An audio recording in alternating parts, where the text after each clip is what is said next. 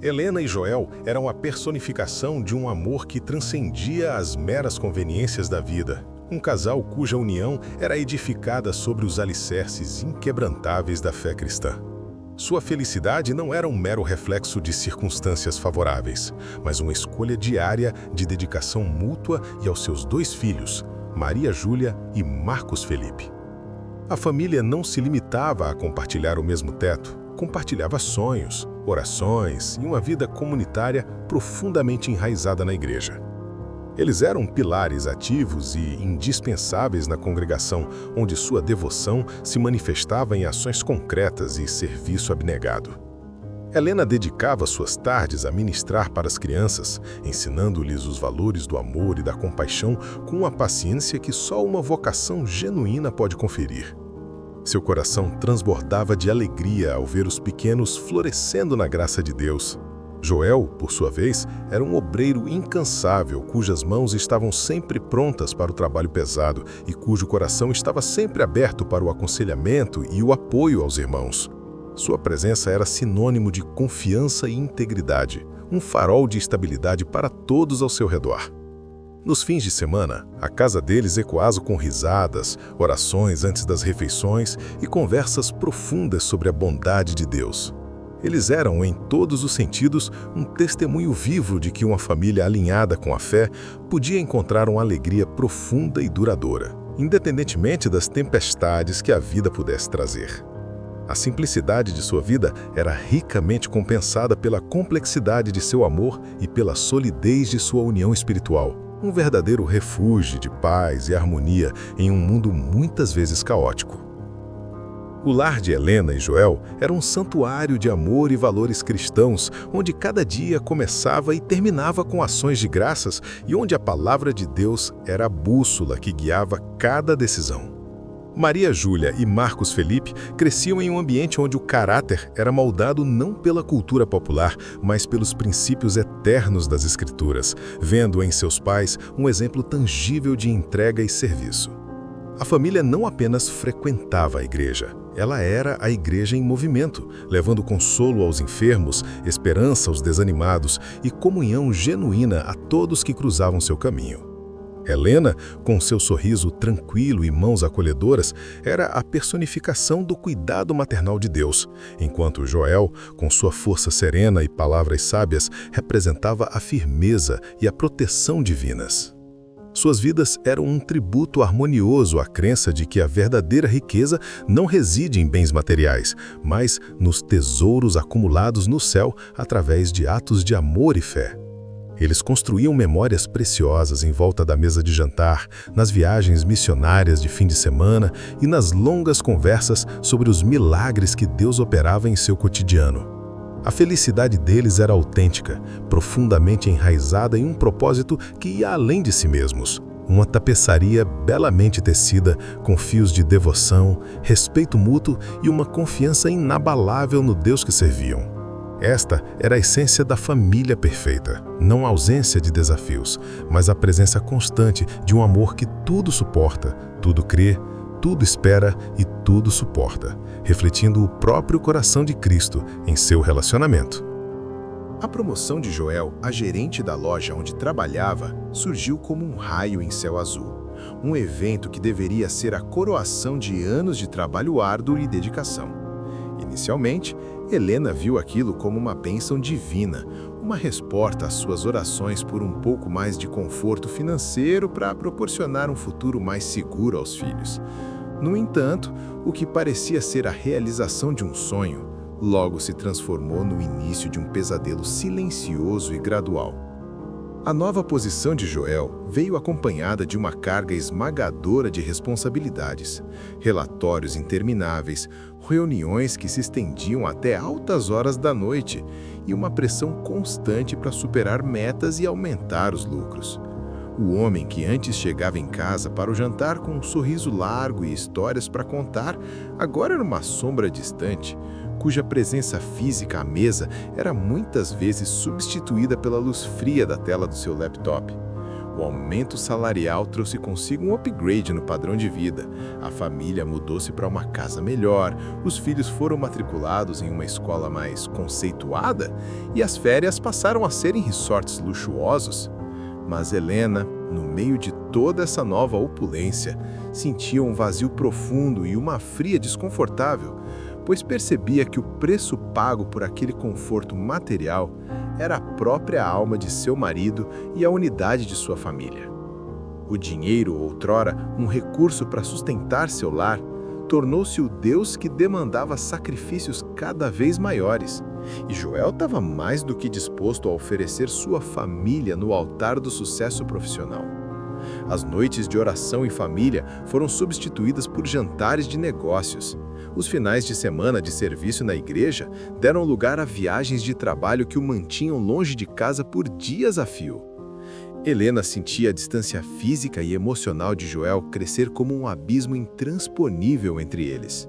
Seu coração, outrora cheio de gratidão, agora se enchia de uma saudade agonizante do homem com quem ela havia se casado, um homem que parecia ter sido sequestrado por suas ambições. Ela tentava, em vão, puxar conversa sobre seu relacionamento, sobre a fé que os unira, sobre a necessidade de priorizarem o que realmente importava. Mas Joel estava sempre demasiado cansado, demasiado ocupado ou demasiado distraído para ouvir. A felicidade genuína que outrora definira seu lar foi lentamente corroída por uma sensação de vazio e tristeza resignada. A família, outrora unida e vibrante, agora se assemelhava a uma bela casa decorada com móveis caros, mas sem a calorosa essência do lar. Helena percebia, com um aperto no peito, que cada novo real na conta bancária representava um pedaço do coração de Joel que se afastava dela e de Deus, e que a tal melhora financeira era, na verdade, a pior crise que sua família já havia enfrentado. A transformação de Joel foi uma erosão lenta e dolorosa de seu caráter, um processo insidioso no qual o homem devoto e familiar que Helena conhecia foi sendo substituído por um estranho ambicioso e ausente. Os domingos de culto, outrora sagrados e inegociáveis, tornaram-se meros dias para colocar o sono em dia, ou pior ainda, para resolver pendências urgentes na loja. As orações antes das refeições foram abandonadas, consideradas um ritual desnecessário em uma vida agora regida pela praticidade e eficiência. Joel já não tinha paciência para brincar com Maria Júlia e Marcos Felipe. Suas tentativas de chamar a atenção do pai eram interrompidas pelo toque incessante de seu telefone corporativo, um dispositivo que parecia ser uma extensão de sua mão. A paciência que ele outrora tinha para ouvir os relatos infantis dos filhos deu lugar a uma irritação contida e promessas vazias de "depois a gente brinca", um depois que nunca chegava. Helena assistia, impotente, ao definhamento do vínculo entre seu marido e suas crianças, um vínculo que ela sabia ser fundamental para a formação emocional e espiritual delas. A fé, outrora o centro de sua vida, tornou-se um assunto incômodo, um lembrete de um compromisso que Joel já não tinha mais vontade de honrar. A desconfiança de Helena, inicialmente um sutil desconforto em seu espírito, começou a se solidificar à medida que o comportamento de Joel se tornava cada vez mais errático e secreto. As viagens de negócios, antes esporádicas, tornaram-se frequentes e, por vezes, noturnas, sem avisos prévios ou explicações satisfatórias. Ele passou a dormir fora de casa com a justificativa de reuniões early em cidades vizinhas.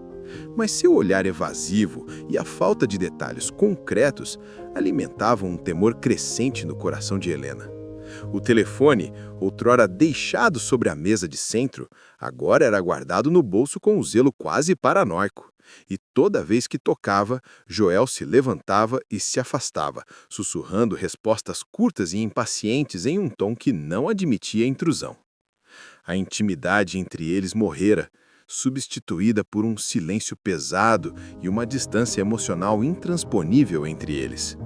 Helena sentia que estava dividindo a cama com um fantasma, um homem cujos pensamentos e lealdades estavam em outro lugar, longe do lar que haviam construído juntos. A pessoa com quem ela havia compartilhado seus sonhos mais profundos agora era um enigma fechado. Um homem cujo coração havia sido endurecido pelo fascínio do mundo e pelo brilho enganoso do sucesso. A mudança não era só de agenda, era uma transformação fundamental de caráter. E Helena via, com um desespero mudo, o naufrágio do homem que ela amava. O dia em que Helena descobriu a traição de Joel foi como um terremoto que abalou os alicerces de sua realidade, reduzindo a escombros tudo o que ela acreditava ser verdadeiro e eterno. A suspeita, que por meses havia habitado os cantos mais sombrios de sua mente, materializou-se de forma crua e inegável através de uma mensagem de texto no telefone esquecido de Joel.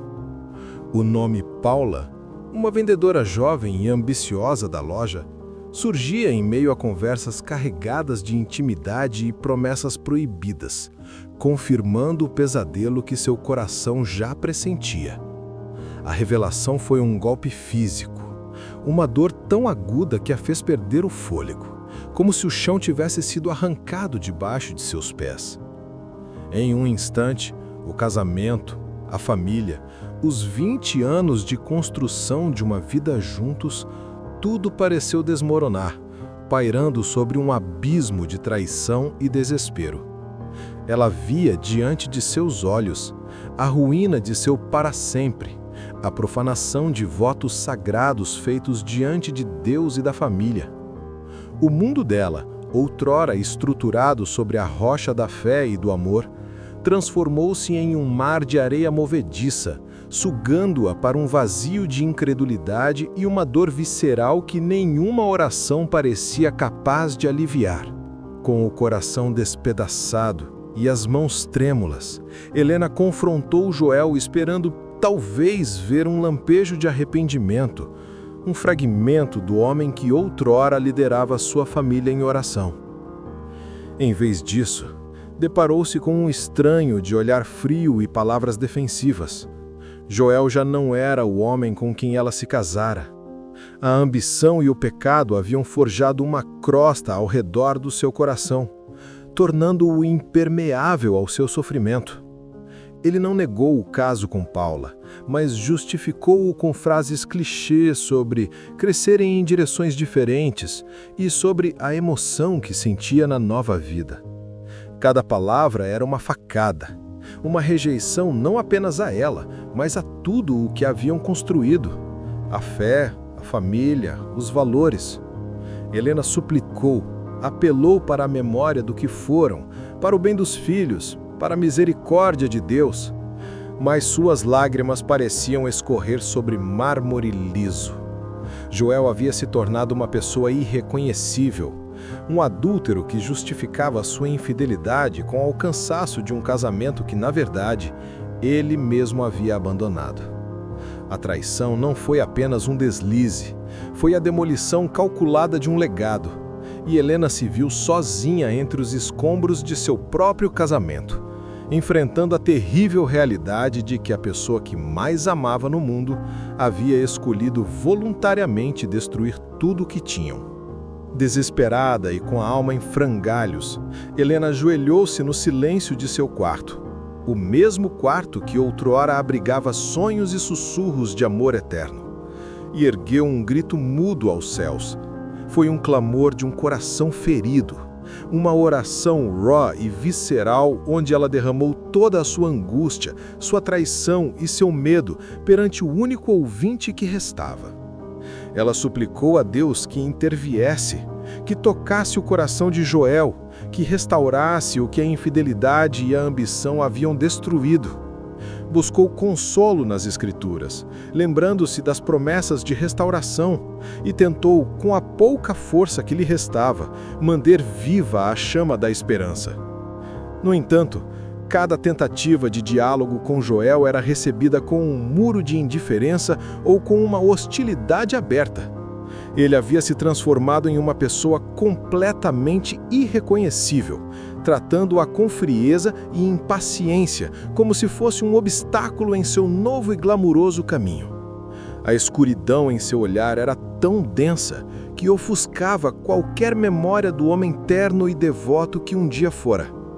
A fé de Helena era posta à prova de uma forma que ela nunca imaginara possível, pois parecia que seus apelos ao céu ecoavam em uma câmara vazia, sem resposta visível em um mundo que desabava ao seu redor. A decisão final de Joel de ir embora de casa e pedir o divórcio foi o golpe de misericórdia em um coração já devastado.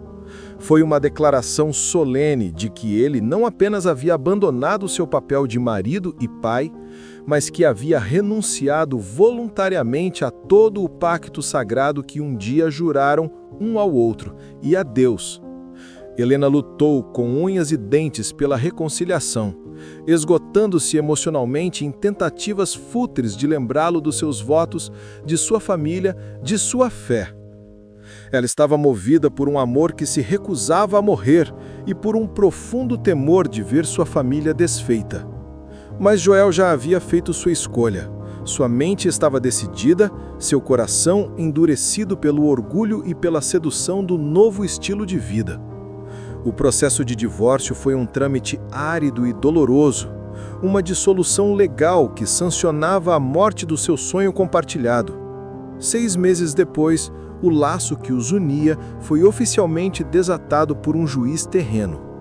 Mas o laço no coração de Helena permaneceu, uma ferida aberta e latejante. Ela se viu sozinha, divorciada, tendo que reconstruir uma vida a partir dos cacos que Joel deixou para trás, enquanto carregava o bardo de explicar aos filhos por que o seu pai havia escolhido um caminho sem eles. O dia em que Helena descobriu a traição de Joel foi como um terremoto que abalou os alicerces de sua realidade, reduzindo a escombros tudo o que ela acreditava ser verdadeiro e eterno. A suspeita, que por meses havia habitado os cantos mais sombrios de sua mente, materializou-se de forma crua e inegável através de uma mensagem de texto no telefone esquecido de Joel. O nome Paula, uma vendedora jovem e ambiciosa da loja, surgia em meio a conversas carregadas de intimidade e promessas proibidas, confirmando o pesadelo que seu coração já pressentia. A revelação foi um golpe físico, uma dor tão aguda que a fez perder o fôlego, como se o chão tivesse sido arrancado debaixo de seus pés. Em um instante, o casamento, a família, os 20 anos de construção de uma vida juntos, tudo pareceu desmoronar, pairando sobre um abismo de traição e desespero. Ela via diante de seus olhos a ruína de seu para sempre, a profanação de votos sagrados feitos diante de Deus e da família. O mundo dela, outrora estruturado sobre a rocha da fé e do amor, transformou-se em um mar de areia movediça, sugando-a para um vazio de incredulidade e uma dor visceral que nenhuma oração parecia capaz de aliviar.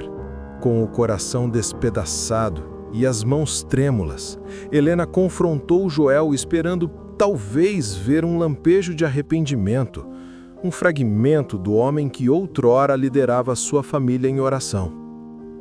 Em vez disso, deparou-se com um estranho de olhar frio e palavras defensivas.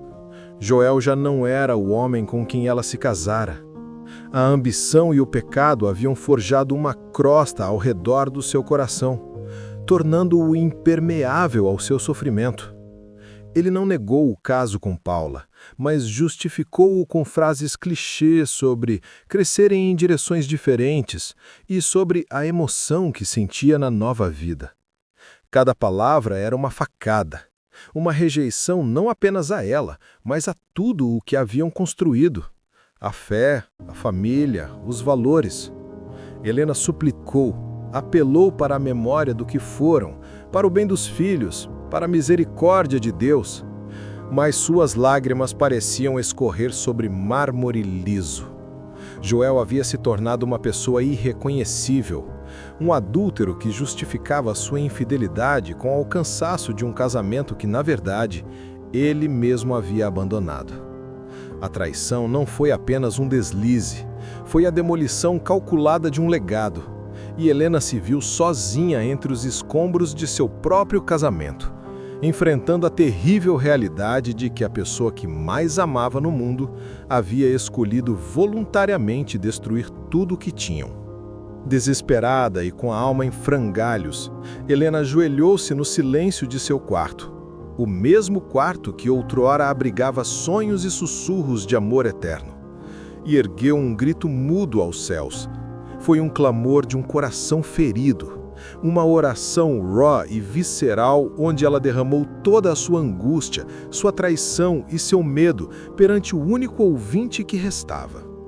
Ela suplicou a Deus que interviesse, que tocasse o coração de Joel, que restaurasse o que a infidelidade e a ambição haviam destruído.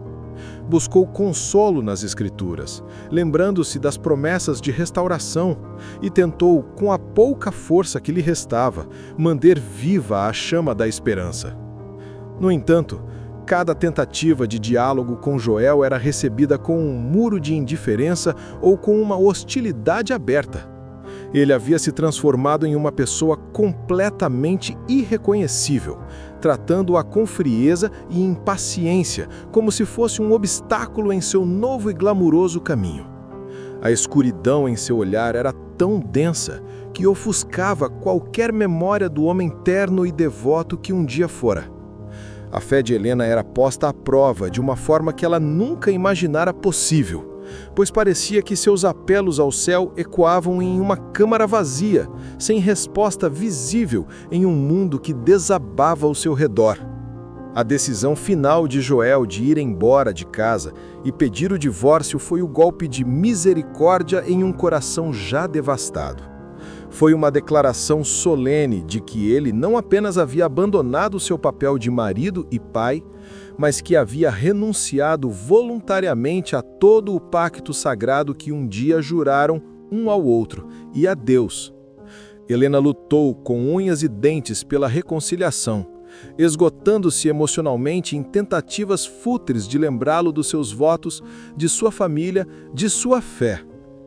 Ela estava movida por um amor que se recusava a morrer e por um profundo temor de ver sua família desfeita.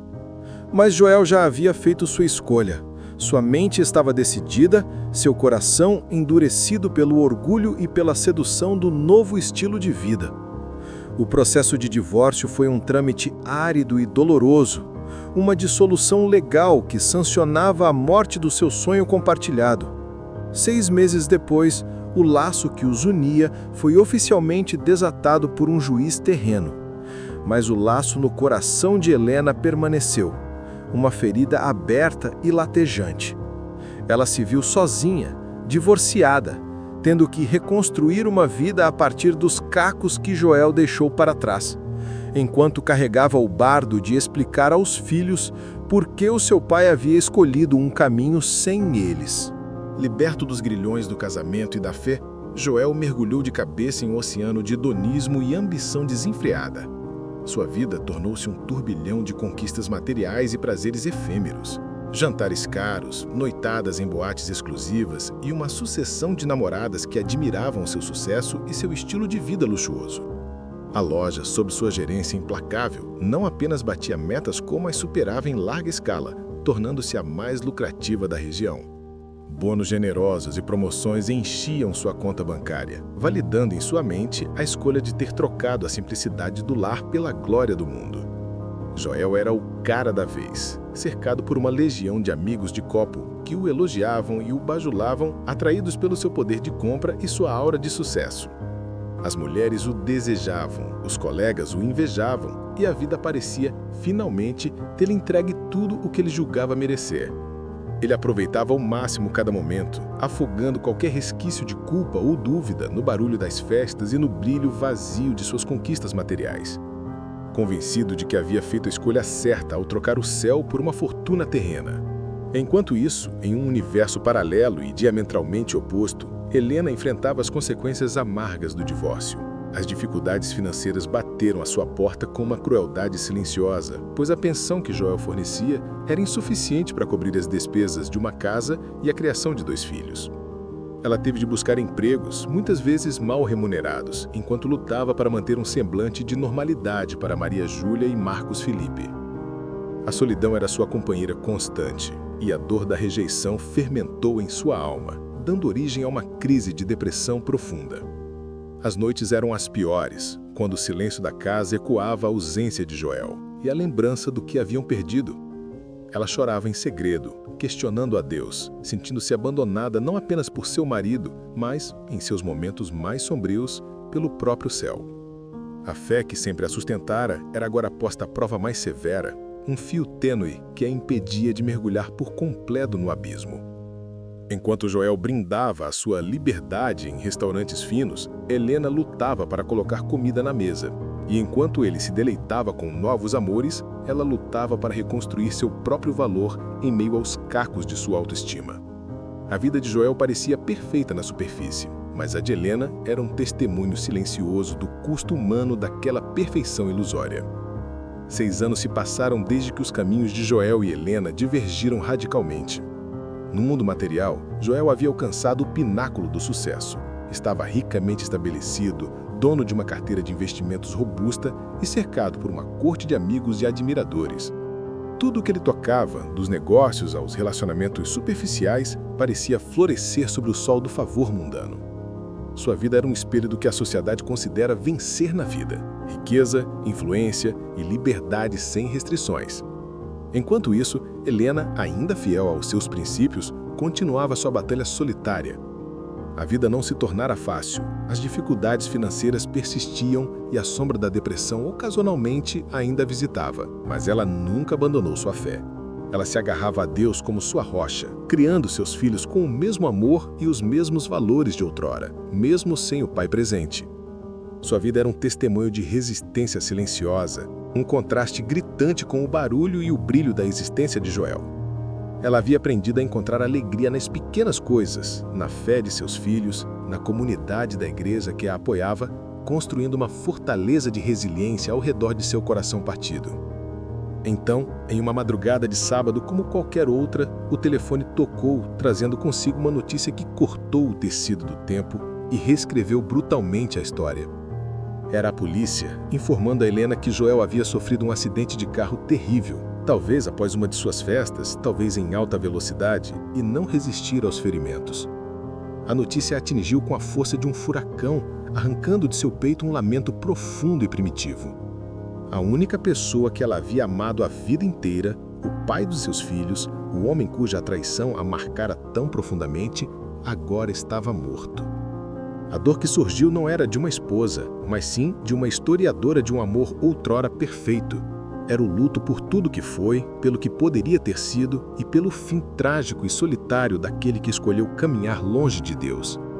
O mundo de Joel, tão cheio de ruído e glória, foi silenciado em um instante, deixando para trás apenas um eco vazio e as perguntas sem respostas sobre o destino de sua alma.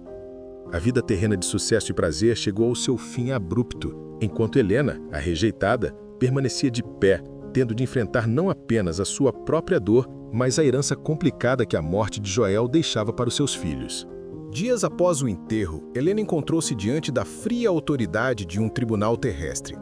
O processo era para garantir que Maria Júlia e Marcos Felipe, ainda menores de idade, recebessem sua legítima parte na herança de Joel. Todos os bens, investimentos e propriedades que ele acumulou em seus anos de sucesso financeiro. Enquanto o juiz terreno proferia sua sentença, transferindo legalmente a custódia desses bens materiais para Helena como representante dos filhos, um julgamento infinitamente mais crítico e de consequências eternas se desenrolava em uma dimensão espiritual. Joel, despojado de seu corpo físico e de toda a riqueza que tanto valorizara, estava agora diante de um tribunal superior, onde o juiz não era um homem falível, mas o próprio Deus, justo e implacável. A questão em julgamento não era a posse de bens terrenos, que são perecíveis, mas o destino eterno da alma de Joel. O critério não era o sucesso profissional ou o número de amigos, mas a condição de seu coração em relação ao seu Criador e aos votos que um dia fizera. Enquanto Helena, na terra, recebia a custódia de casas, carros e contas bancárias, os despojos de uma vida dedicada ao mundo, a sentença de Joel era proferida no trono celestial. Jesus, o juiz, não via as conquistas materiais ou a admiração que Joel desfrutara entre os homens. Ele via o registro de uma vida que começou na fé, mas que deliberadamente se desviou. Ele via as oportunidades rejeitadas, os apelos do Espírito Santo ignorados, a família abandonada e o coração que, outrora terno, endureceu-se pelo orgulho e pela luxúria. A sentença terrena garantia o sustento físico dos filhos de Joel. A sentença celestial decretava o destino eterno de sua alma. Tudo o que Joel considerava valioso em sua nova vida foi deixado para trás, inútil para defendê-lo naquele momento decisivo.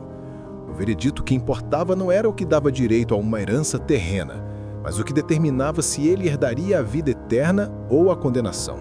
E naquele tribunal não havia apelação. Enquanto o juiz na terra encerrava o processo e Helena saía do fórum com os documentos que a tornavam administradora dos bens de Joel, a sentença final no julgamento celestial era proferida. Jesus, com a voz que ecoava tanto amor quanto justiça perfeita, dirigiu-se a Joel.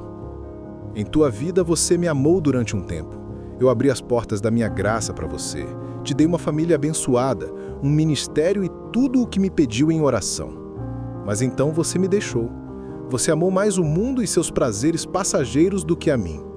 Você trocou a comunhão com sua esposa e filhos pela admiração de estranhos e o brilho enganoso do ouro. Você abandonou sua família, que eu te confiei, e achou que o dinheiro e o sucesso resolveriam a fome de sua alma. Você teve tempo, teve inúmeras oportunidades para se arrepender e voltar, mas você não me quis.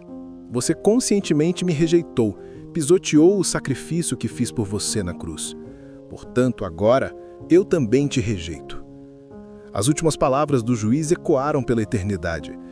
Eu te condeno a uma eternidade no inferno, no lago de fogo que foi preparado para o diabo e seus anjos, onde há choro e ranger de dentes e onde o verme da consciência nunca morre.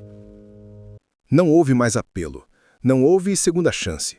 A justiça divina, santa e perfeita foi executada. Então anjos poderosos, servos do trono, agarraram a alma de Joel, a mesma alma que um dia cantou louvores e liderou orações, e a lançaram nas trevas exteriores, para longe da presença de Deus para sempre. A riqueza, os amigos e o sucesso que ele tanto priorizou não puderam acompanhá-lo. A única herança que ele carregou foi a consequência de suas próprias escolhas. Uma eternidade de separação do amor que um dia conheceu, mas que voluntariamente abandonou. A sentença na terra garantiu o futuro financeiro de seus filhos. A sentença no céu selou o destino eterno de sua alma.